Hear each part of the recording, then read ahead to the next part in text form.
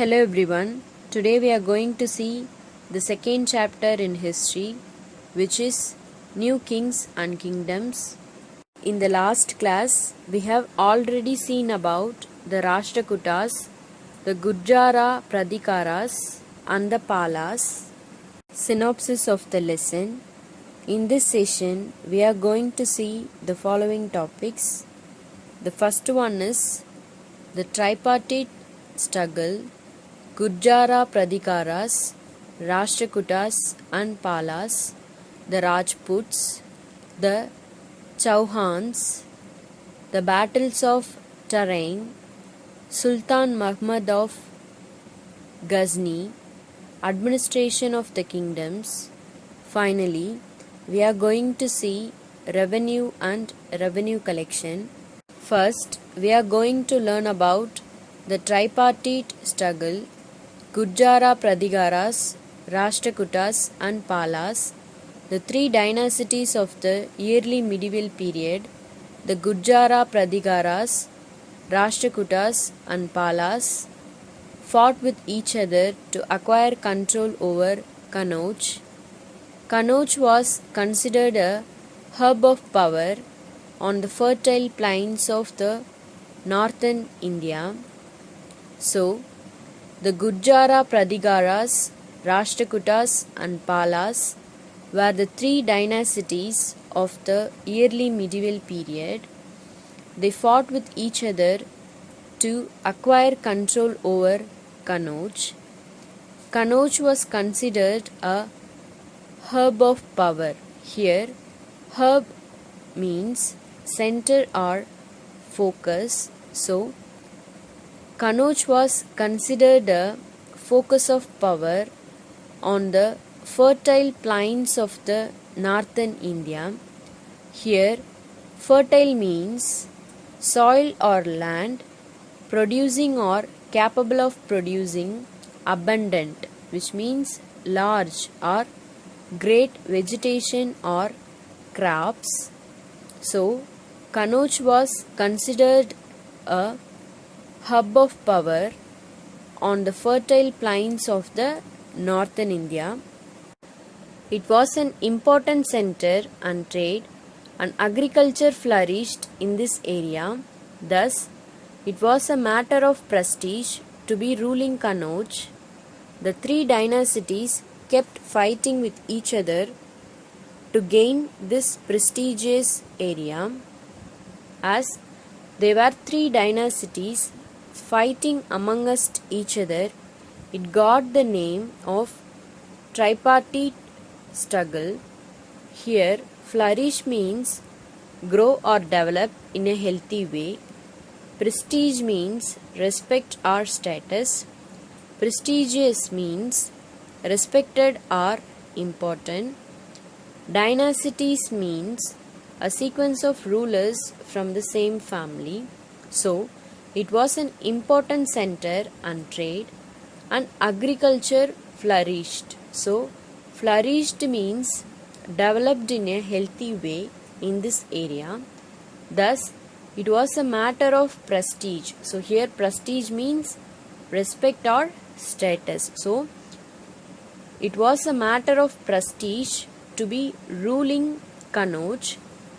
So, the three dynasties kept fighting with each other to gain this prestigious area, which means respected or important area, as there were three dynasties fighting amongst each other. So, it got the name of tripartite struggle. Since their armies were near equal in capabilities, there were no definite victors. Here, victors means winners. So, since their armies were equal in capabilities, there were no definite winners. However, the constant battles kept weakening them over a period of time. They did not realize this, and eventually rulers from other dynasties captured the territories.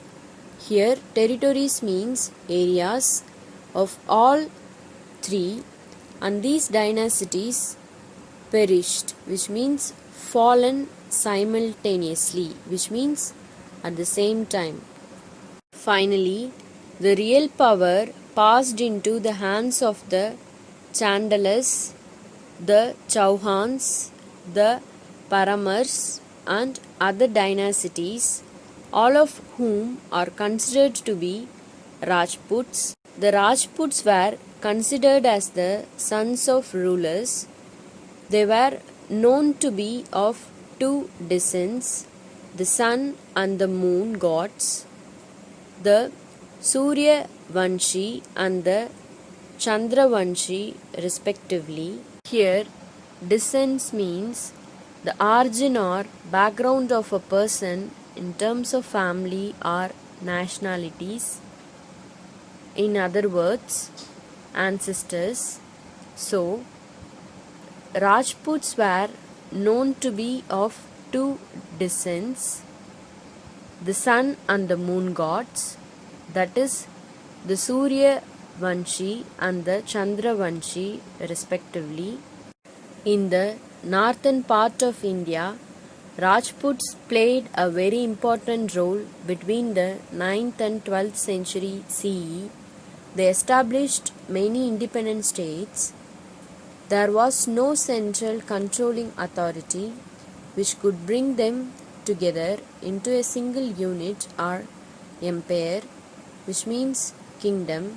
Some of the prominent, here prominent means important Rajput kingdoms were the Chauhans of Ajmer and Delhi, Paramars of Malwa region, Chihadawalas or Raturs of Kannauj, and Shishodiyas of Mewar.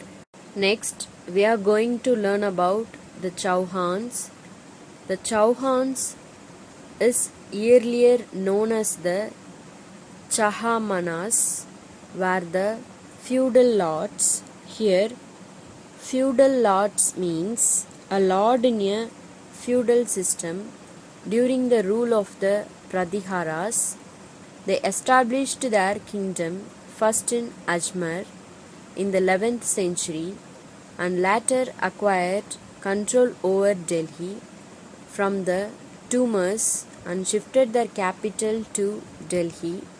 Next, we are going to learn about Prithviraj Chauhan. Prithviraj Chauhan was the most famous ruler of this dynasty. We get to know about him from an epic poem, Prithviraj Raso, written by his court poet Chand Bardai. He fought two battles at Tarain, now in Haryana, with Muhammad Ghori. Next, we are going to learn about the battles of Tarain. The first battle at Tarain took place in 1191. Prithviraj united some Rajput kings to face Muhammad Ghori. Here we can see the picture of Prithviraj Chauhan and Muhammad Ghori. Unfortunately, Jaichand, the ruler of Kannauj, did not join this confederation.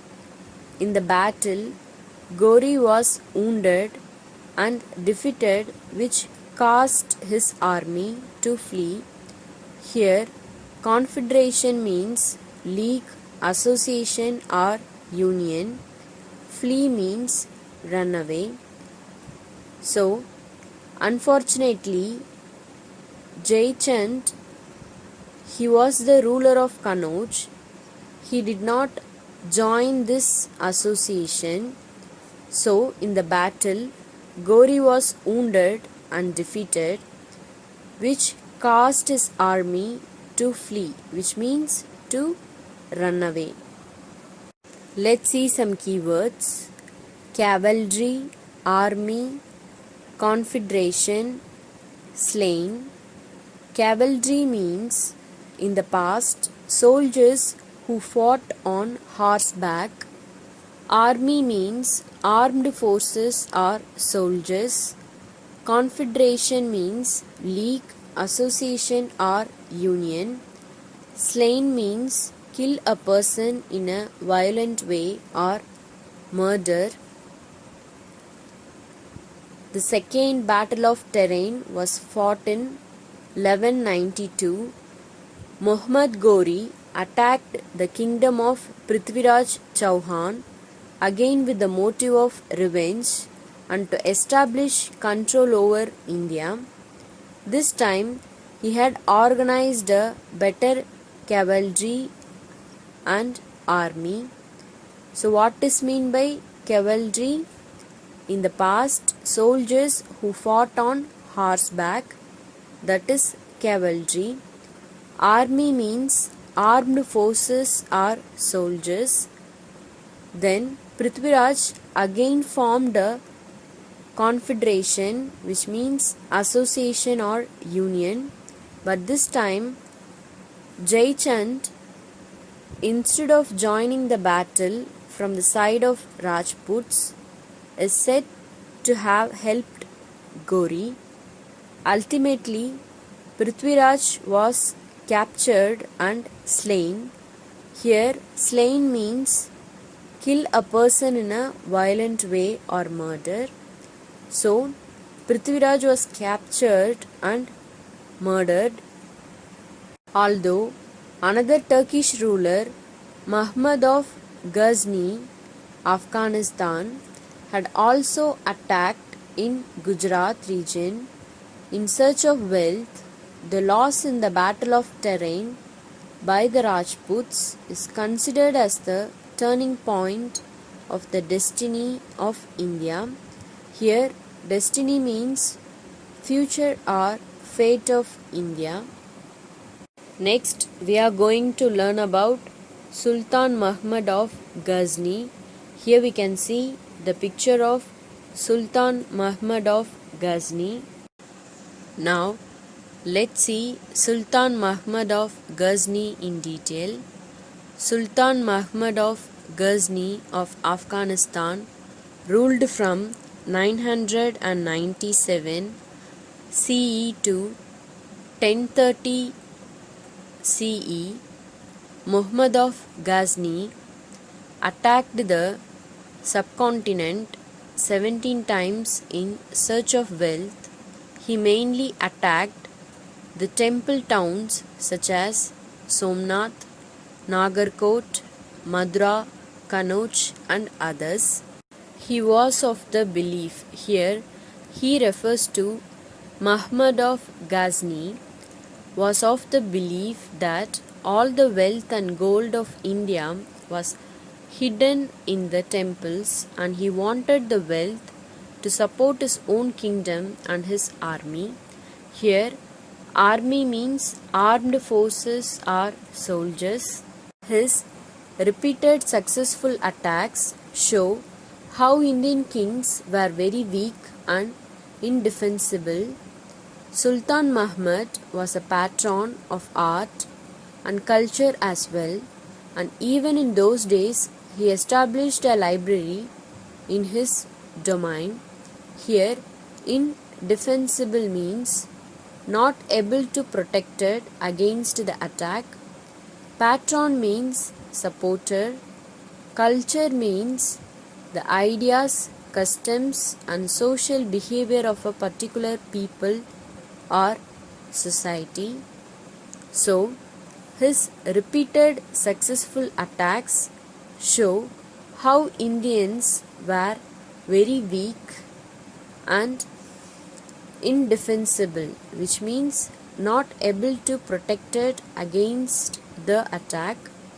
Sultan Muhammad was a patron. Here patron means supporter of art and culture. So what is meant by culture? The ideas, customs and social behavior of a particular people or society as well.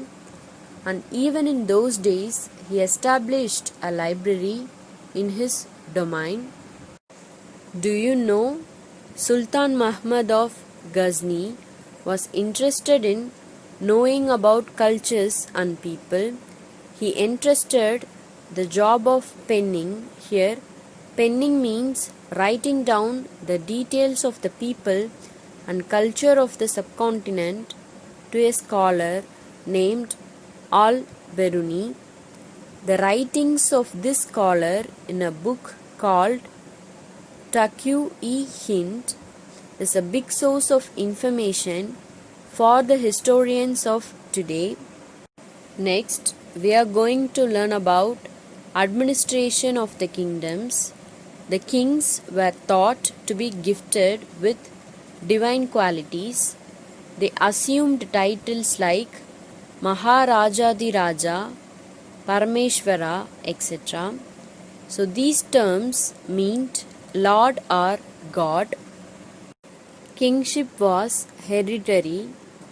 So here, hereditary monarchy means it is a form of government and succession of power in which the throne passes from one member of a ruling family to another member of the same family.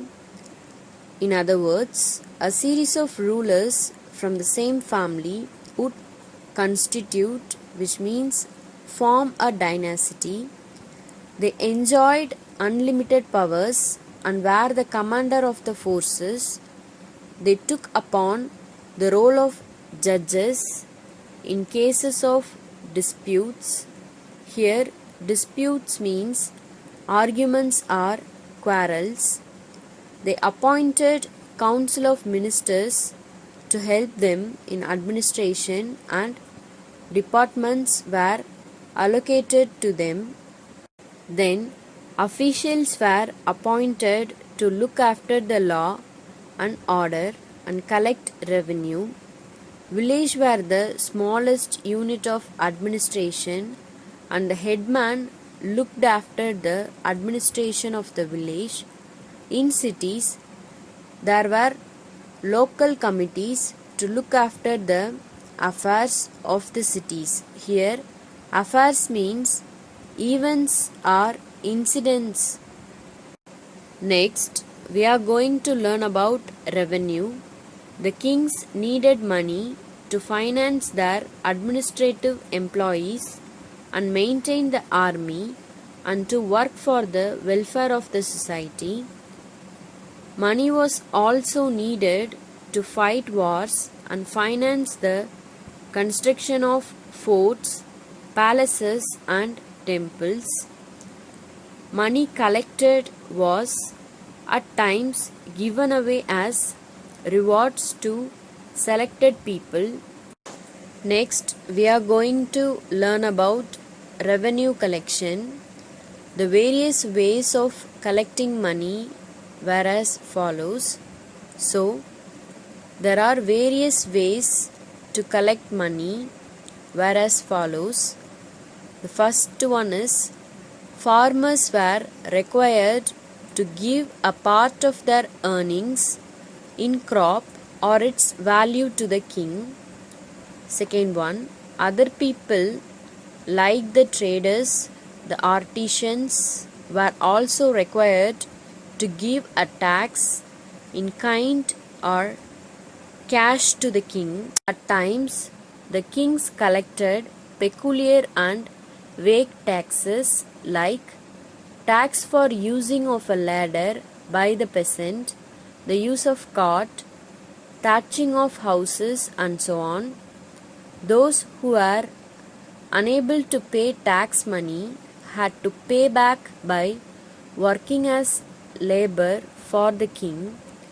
Here, peculiar means unusual, vague means unclear, peasant means farmer, thatching means cover a roof or a building with straw or a similar material.